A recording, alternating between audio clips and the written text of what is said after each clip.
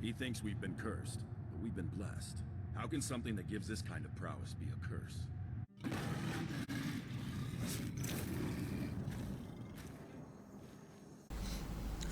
Thank you for joining me in this video about Skyrim with Requiem. And in this episode, I hope to give a more big picture look at what it's like to level up and play an illusion-based mage, and ultimately answer the question, would I recommend this build to other people? And unfortunately, the answer to that question is no. I don't think that illusion as it exists in Requiem right now is very fun, either as a standalone or main focus for a character, and in this video I wanted to explain why. And I'll put a caveat at the start first that I've only got my illusion up to the mid-70s currently, and it's possible that some of the problems that I have are resolved if you get it all the way up to 100. But to me, saying a skill tree starts to become fun once you hit 100 is kind of like saying you need to read a book 10 times before you get it and think it's good. Well, at that point you may have already invested more time than you particularly want to, and most other skills in Requiem do not require you to get to 100 in order for them to start feeling fun and having good progress. It's also possible that doing a slightly different build than the one I did would make some of these problems go away, but well, I'm just close to level 40 on this character now and starting to realize the problems I had after playing it for many hours, and I wouldn't want other people to repeat that just because I had given an overly rosy look at what the illusion skill tree is like to play. But that being said, I have three big issues with illusion as it exists now in Requiem. The first is the progression system within it. Second is the overinvestment required in order to make the skills effective. And third is the lack of identity that the spells and skill tree have when you play illusion compared to other magic or combat skills that you might have available. So first off, let's talk a little bit about spell progression and what it's kind of like as you're playing an illusionist. As you start off, you're pretty much restricted to the enemy AI affecting spells like the Fury, Calm, and Fear spells, which are honestly a huge pain to level with. You may not already know this, but the way you level illusion, when you cast a spell on someone, the longer it lasts and the higher level they are, the more experience you get. When you're low level in illusion, your spells will often not last long at all, so you get basically no EXP for them. And that means that you're basically going to be relying on training to get your first 20 or so levels within your illusion. But that's not a particularly big deal. You resolve that by about level 10. Around level 35 or 40 skill points into your illusion career, you start having access to utility spells like invisibility and blur, which give you some defensive and sneak bonuses, and you get muffling rune, which by the way feels absolutely terrible to use. It slows down the pace of play when you have to muffling rune every time you want to cast a spell, and it's just generally unpleasant. I really dislike the design that has that in the game. But let's move on from that. You have your invisibility and blur spells, but they have pretty high mana sustain costs, so it's hard to keep them up all the time, and you have to cast them pretty selectively. Around 50, you start having access to your hibernation plus nightmare combination, and suddenly automatons become extremely trivial enemies. There's kind of a rush of fun when you realize you can take out the Dwemer Centurions very easily. So okay, good feeling once you start having that, although these spells are a bit restricted in their use by the high mana cost, probably for balance reasons. And then finally, your illusion levels up to about 70, and that's where I am here, and you start having access to three extremely powerful spells, which are Shadow Shield, Phantasmal Killer, and the Illusory Dremora spell, which I'm using all of them in this video to give you kind of a sense of what those are like to play with. So just to give you a brief overview of what those spells are like, because I think there's probably a lot of people out there who haven't leveled illusion up to 70 because it's quite difficult and requires a lot of commitment to do. But Shadow Shield is basically like a combination of a high-level mage armor plus increased attack speed plus a muffle effect, and you'll see in the video that I'm able to take big two-handed swings and pretty much shrug them off in my character wearing exclusively robes and with no combat skills whatsoever. Suddenly I'm able to tackle these silver hand enemies pretty easily just using a dagger that I have no perks for, which Shadow Shield is ridiculously powerful, and it suddenly makes combat really, really easy. Then there's a Phantasmal Killer spell, which will, when cast one-handed, will outright kill most humanoid enemies that it hits, and I've got to say there's awesome creativity that went into having the little animation for this, where the enemy will appear to kneel and then slice their wrist open. Hats off to the developers who came up with that, because that's just really creative use of game assets. Good for them. But as you may also notice when doing this, it's pretty unreliable as to when it's going to hit them. I think it's about 50-50 when I cast it on something, whether it'll actually have an effect on the enemy, and I can't really tell if that means that I missed, or that enemy was particularly resistant, or if there was just a bug and they were in the middle of some other animation and couldn't start the one for the spell I cast. So Phantasmal Killer is awesome for killing bandits, but you kind of have to wonder, you've got 70 points into a skill. Basically any skill with 70 points into it is going to be excellent at killing bandits.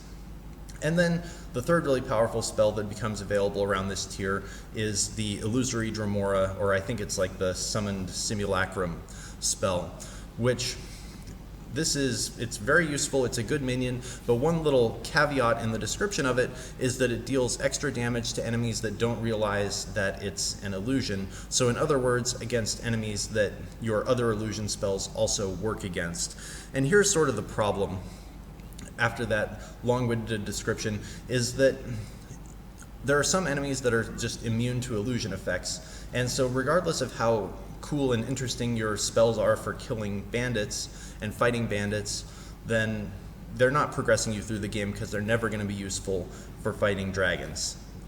They're just immune to illusion spells. You're never going to be able to use any of these for the late game content. So in effect, illusion gives you some stylish ways to go into combat with low level enemies that are basically trivial at this point anyway, regardless of what skill you're using. And it does nothing for you against the stuff that's actually going to give you problems late in the game, because some enemies are just classed as unable to be affected by them, which is pretty disappointing.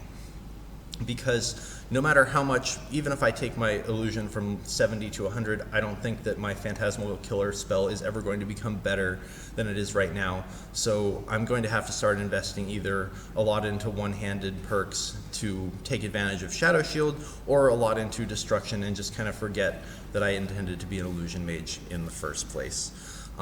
So all that being said, the second problem I have with illusion is the overinvestment required in order to make it work. And that's both an overinvestment in terms of the perks that are needed, as well as the gear that is needed. And the illusion tree is pretty unique compared to any of the other magic trees, because every illusion spell has a corresponding perk to it within the tree that you basically need in order to make the spell usable.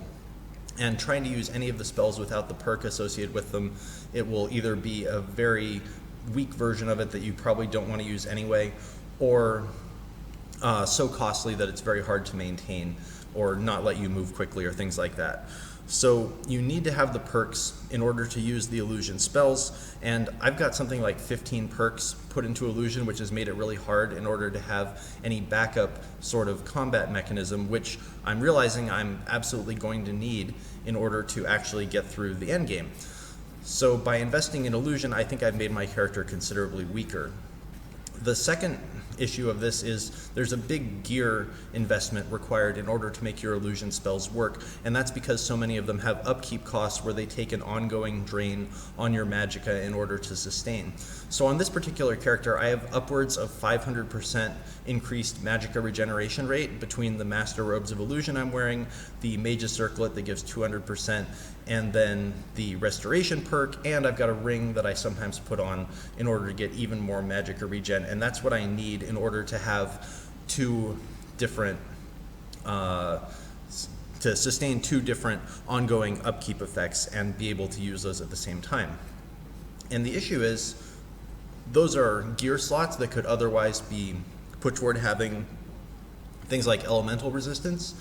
So even though this character with Shadow Shield up is very, very resistant to melee attacks from bandits and stuff like that, it has basically no chance of fighting against tougher elemental enemies. And with good tactics, I've been able to take down mages. You've seen that in some of the previous videos. But again, if I was fighting stuff like Dragon Priests that have high HP as well as mage type abilities, there just aren't enough gear slots available in order to both sustain the illusion spells I might want to be casting, as well as having sufficient magic resistance. And maybe the solution to that is I just need to get my enchanting up to 100 and have lots of really good dual enchanted gear. But again, to my mind, saying that you have to get a skill up to 100 before another one starts feeling good, well, you're often pretty much at the end game already by the time your skill hits 100, and I don't want to have to spend a lot of time doing what feels like mindless grinding in order to progress through the mid-end game. I'll call it stuff like Labyrinthian and so on, not even talking about enemies like Alduin. And so this all comes together into the ultimate problem I have with Illusion, is that the skill tree suffers from a lack of identity. And it ultimately feels like you're getting versions of other spell trees, but just not quite as good of ones. So, for example, the Conjured Dremora is it's a conjuration spell that also has a high upkeep cost and won't hit illusion-resistant enemies in the end game. Well, okay, well, why wouldn't you just want to summon a regular Dremora? Or all of the kill spells like the Phantasmal Killer and stuff that, while stylish, are basically a worse version of a destruction spell. The only advantage to Phantasmal Killer being that you can cast it while muffled. And honestly, at the point you have 70 in a skill tree, whether you alert bandits to your location or not is a completely trivial matter. So what's the particular advantage to having the restriction that you can only kill limited numbers of enemies? And it's even worse than that, actually, because suppose you went into a high-level dungeon and you only had 50 in destruction, you might be kind of underpowered, but your spells would still do something. And so it may take you twice as many in order to get where you want to be, but you'd still be getting somewhere, whereas Illusion is simply gated away from actually fighting some enemies at all. And so that just leaves the question of, what are you supposed to use Illusion for in your character? On the one hand, maybe it's intended to be a supplemental skill, where you just take a few perks in the areas that interest you, like maybe you only take the left side or only take the right side, but there's such a big commitment required of you to sustain the mana that you need a lot of gear devoted to just making that. Plus, it's going to cost you at least 4 or 5 perk points, maybe more, to get those supplemental skills. So why would you bother instead of just going and taking a few perks from a different magic tree? Or the way it seems to be is because all the perks are kind of interrelated to each other, maybe you're supposed to invest heavily into Illusion, as I've done with this character, but as I'm finding now, I'll need to reinvest into another sort of attack skill, which I had expected a little bit, but being as the level 70 illusion spells are still not sufficient to get me through the beginning of the end game, I'm finding that I'm having to do that even more than I expected, which is kind of where I feel like this character has reached a natural ending point. I may push a little bit further on it just out of stubbornness and to see if I can do it, but I feel like in the current state that Illusion is in, it's kind of lacking identity. I'm not seeing like there's a great way for me to progress beyond where I am now, and I think I'll mostly sign off on it here. So if you have any suggestions on where I should be looking instead to keep an Illusion playthrough going, I'm willing to listen, but for now, hit subscribe if you'd like to see the upcoming series, and I look forward to hearing your comments.